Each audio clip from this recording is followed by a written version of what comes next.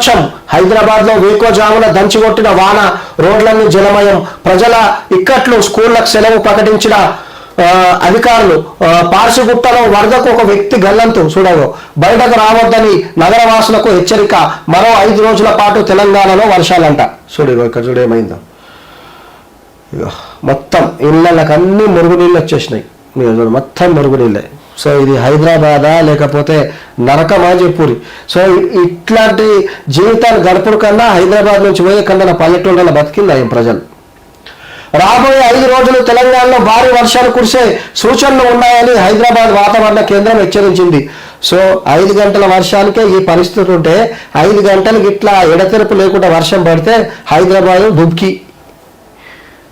రాబోయే 5 రోజులు తెలంగాణలో భారీ వర్షాలు కురిసే సూచనలు ఉన్నాయని హైదరాబాద్ వాతావరణ కేంద్రం హెచ్చరించింది.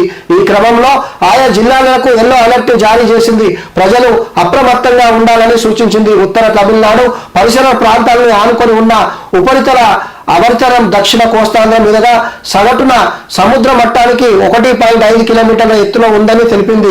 నిన్నటి ఉపరితల ఆవర్తనం రాయలసీమ పరిసర ప్రాంతాల్లో సముద్ర మట్టానికి 0.5 కిలోమీటర్ల తక్కువ ఎత్తులో కొనసాగుతుందని ద్రోణి రాయలసీమ వాతావరణ శాఖ చెప్పిందంట.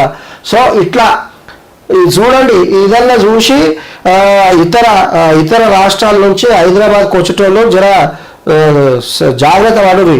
హైదరాబాద్లో ఏదో ఉందని చెప్పి, ఏదో జరుగుతుంది అద్భుతం అని చెప్పి మీరు వచ్చారంటే, సో హైదరాబాద్లో ఏమైతే లేదు, హైదరాబాద్ మంచిది మంచిది మంచిది అంటే ఎప్పుడో హైదరాబాద్కి జల ప్రళయం తప్పదనేది 100% ఇది రాసి పెట్టుకోడు కావాలంటే.